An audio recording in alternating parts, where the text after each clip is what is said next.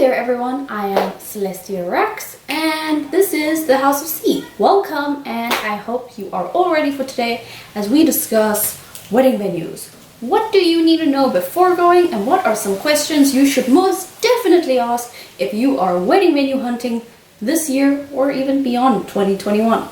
Okay, let's get started. Number one, what are some things you should consider before heading off venue hunting?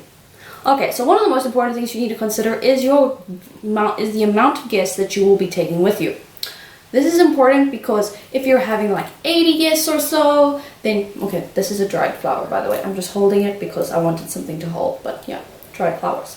Anyway, so you can have about 80 guests, 150 guests, 300 guests plus. Obviously not right now during COVID, but if, let's say, this was a normal time and you were just normally planning for your wedding, then you would obviously choose the amount of guests based on your budget and your family and friends and community and such.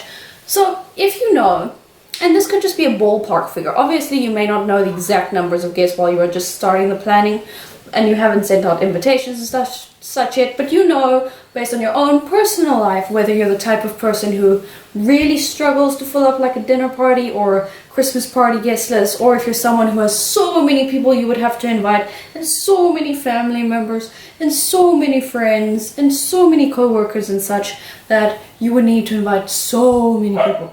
So depending on that, you would know that if you would need a 250 plus venue, or if you would only need like an 80 to 100 people venue, or possibly even smaller. So that is a very big thing to consider before you have gone venue hunting. Secondly, you will need a time of year in mind, whether it's more like summery, wintry, what type of a vibe are you going for with your wedding, and that is something you should consider because that will obviously influence the type of venue you're looking for. Up next, you would want to know whether you want an indoor or outdoor ceremony reception, and if you are having a religious ceremony or a ceremony that needs to be conducted at a specific religious venue, then you would know that you would need to look for venues around that place that you are getting married at. Unless, of course, you are open to getting married at a venue's own chapel or area for ceremonies, and then that will obviously be a bit easier. Okay, next thing to ask yourself is if you are planning on having an outdoor wedding, you would also need to check that the venues you are looking at will have a backup plan. So that's something to think about as well. And then when you are selecting a venue, it is always important to keep in mind what are the general types of guests you are having along. If you are having a high proportion of elderly people or people who have special needs, or you know that one of the groom's friends or your friends has just recently hurt their leg or something, and by the time you get married they will still have this injury or still be in a place where getting upstairs or things is going to be a real mission, maybe try and keep that in mind when you're going venue hunting and look for places with easy access or that have things to do that are not, that was wind, that was not an entity, that was wind, I promise, that are not going to be too challenging on the elderly or people who have injuries or special needs. Okay, and then finally, another thing to ask yourself is just accommodation around venue. If it's somewhere very far out, you have to bear in mind that some people may not come because they may not want to drive that far, or they may not be able to afford accommodation in the area. So that is something to bear in mind, especially if you're going overseas for your wedding, then you may end up losing some of your guest count. Okay, now also finally, there are lots of different types of venues. There are city venues, beach venues, garden, eco-friendly and gothic venues, luxury venues, more cheap or mid venues, more minimalistic type venues where you have to do vast majority of decor yourself, venues that are themed, so they already have an intrinsic theme about them, for instance maybe a French theme or a Alice in Wonderland theme or something like that. So that's something to bear in mind if that's something you're interested in. Then of course you also get like historical venues. Okay, now let's get on to the questions that you absolutely have to ask. 2 seconds. Okay, let's go. Number one. If you are in South Africa, and I don't know if this applies that much overseas, but definitely if you are in South Africa, you will need to ask if the gratuity for your event towards like the servers and other stuff is included within the price that you are paying, or if that is something that you will have to pay at a later stage or on the night. So that is something you should ask when you're going venue hunting. Another thing to ask is if you know you are the type of people, and that includes your guests, who are likely to want to party long into the night, much after midnight, then you will need to ask if there's A, an extra charge, and B, if you are even allowed to do that. Like what time would you absolutely have to leave the venue? Some places they're chilled, you can stay till 4 or 5 in the morning. Other places they want you out by midnight. So, very important you check this. Number 2. If the bride should need to change into her going away outfit, or if she has multiple dresses to change into on the night, where would she be able to keep these change of clothes and other accessories in a place that is convenient for her and that nobody else would really be able to access? Okay?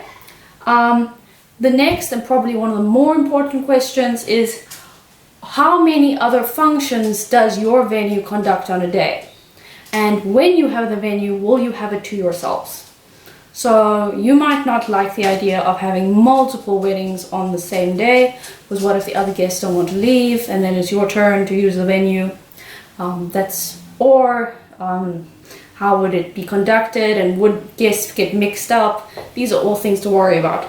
Okay, next we're getting onto the finances now. At what point will they need a deposit? And what are the payment terms? So would you be paying in mini installments, or is there a specific date by which you have to pay the final amount?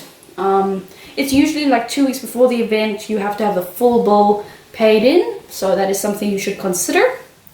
And then what are their overall payment terms? So for example, will there be a fine? What would happen if you paid late? All these types of things you need to consider. Okay, now you have to ask them what things do they include. For example, most venues include things like basic chairs, tables, crockery, cutlery, and glassware. However, just because they provide them does not mean that they are the ones that you may want to use. So you need to look at them beforehand, ask them about it, touch it if at all possible, and see if you are happy with it. Because you may discover that you may want to swap them out, and then that will be something you should consider in your own payment terms. Then you need to ask, will they provide a cake table, gift table, cake knife, an easel for the wedding a day, and anything else that they may include on top of just the space itself is important to ask. Another thing to ask is, will there be a separate parking area for the guests, or rather where will all the guests be parking? And then will that be a separate area as to where your wedding planner and any other staff that you may have been bringing in, where will they park? So these are all things that you need to ask. Okay, next, will there be a corkage fee if you bring your own wine or alcohol, and are you allowed to bring your own wine or alcohols in? Now, most places tend to prefer if you use their bar facility, but there are some places where you can arrange to bring in your own alcohols, craft beers and such. You just need to check beforehand and ask them what type of fees they will charge on top of it. Okay, following up, following up from that, what is the final date for which